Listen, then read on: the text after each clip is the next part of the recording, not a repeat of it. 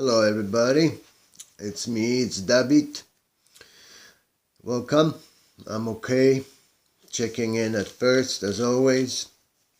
I'm still in rehab, still 5.5 years or so, and I'm sticking to the program as much as possible lately. Especially I am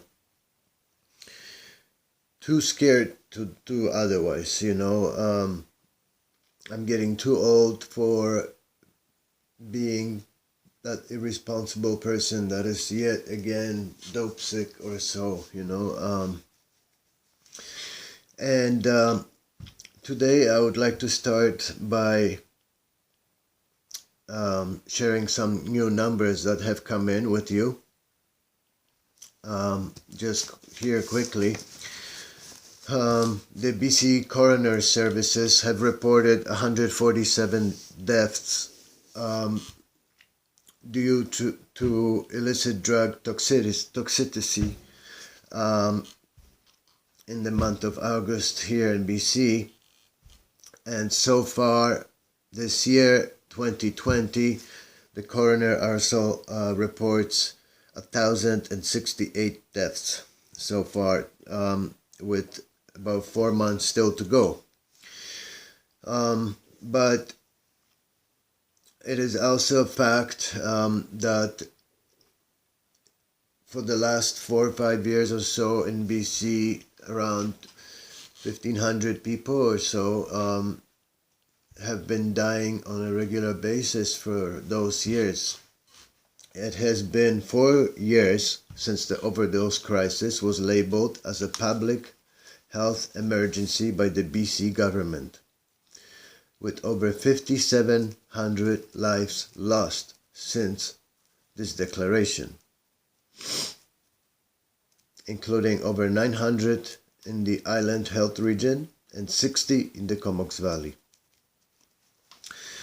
And so now there is a new safe supply going on.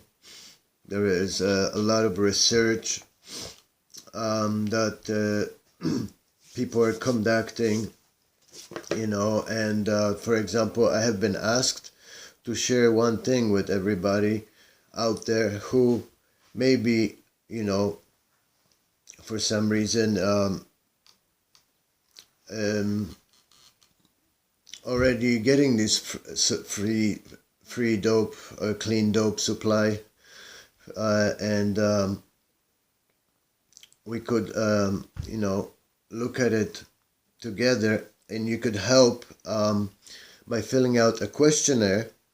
You will be compensated for your time, first of all, and you will be helping these new researchers from the University of Victoria, and their project is called COLAB, COLAB, and they ask, have you been impacted by the new safe supply guidelines? Help us find out what's working and what's not when it comes to safe supply.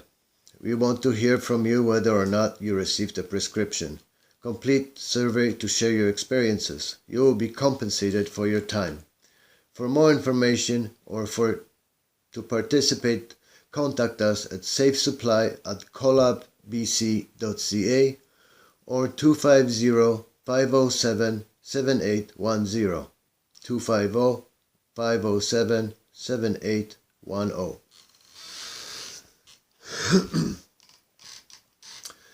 So, because my daughter is now entering high school, junior high, she's now in the city all the time. She is,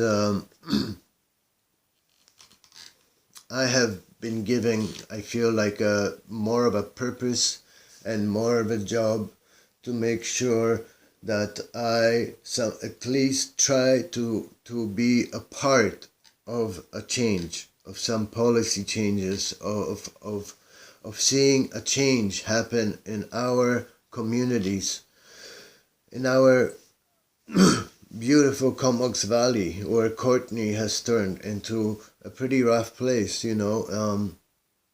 some people still remember it as a beautiful place. So I was recently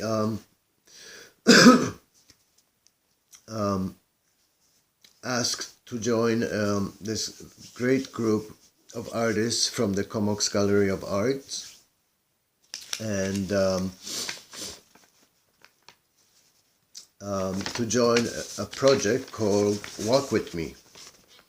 And Walk With Me is an exhibition from the 30th of September till the November of 21st, 2020.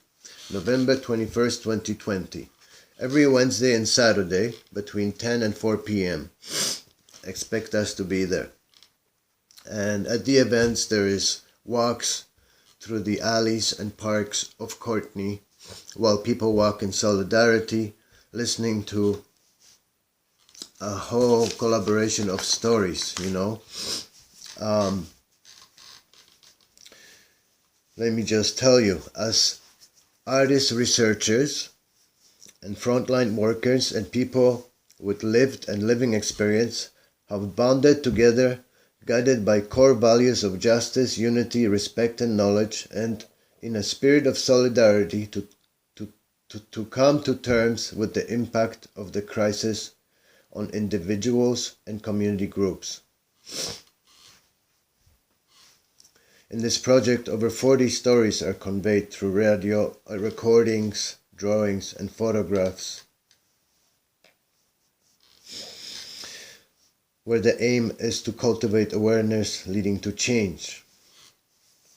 I was very inspired by this group, and every Wednesday and Saturday, basically, there is the groups that form, and there is walks through these alleys and parks of Courtney that have turned into these homeless people's shelters, really, and tent cities and so on. And where people need help most, we come out and unite with everybody. And when you finally have been given a voice, something great happens. I encourage you to join us, if you can, at the Comox Gallery of Arts every Wednesday and Saturday between 10 and 4 p.m. Until November the 21st of 2020. There is also food around lunchtime, which is being handed out. Thank you to the sponsors. And then there is also panel discussions where, which I love the most out of the whole exhibition, where there is everybody comes in a circle and talks and shares their stories, and becomes one. And I think people feel like they have been given a voice finally, and are falling in love with the idea. It's a great concept, it's a great concept, it's a great project, and I am happy to be part of it, just like I am happy to return soon to a certain groups that I have been volunteering for the last several years. I am still in touch and can't wait for things to come back. The COVID regularities are still in effect, of course, right? But Walk With Me is a part of a larger research project called Cultural Mapping of the Opioid Crisis. So if you'd like to find out more, go to www.culturalmapping.ca and find out what's up and what we're doing. So what's next? What's next is affordable housing. Affordable housing, as some people have stressed, a doctor at an interview, for example, how can you get better without a roof over your head, And that made me feel kind of humble, because I do have one. Thank you. But affordable housing is a necessity. We can't have people sleeping in tents in the bushes, in harsh conditions, with wild animals around and crazy freaks, it is the beginning, the foundation. You need the basics. You need a roof over your head. You need a bowl of food, a glass of water, a place to go when you need to. And it takes a community. It takes a village. It takes a community to help somebody change. And it's good to know that we are not alone. I also think that the next thing is very important, that this new safe supply is distributed and used on a monitored and witnessed basis. Otherwise, we may face a way bigger problem than we have right now, actually.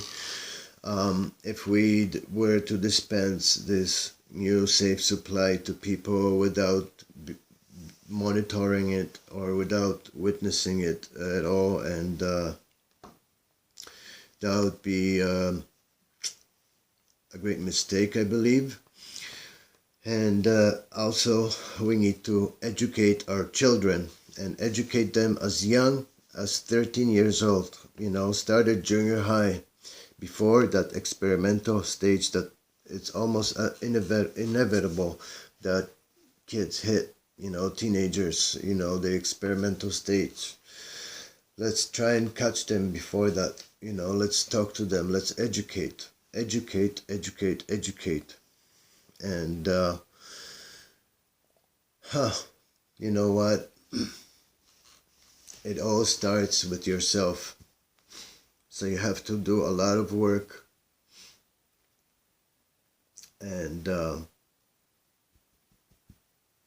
on yourself before you can help others.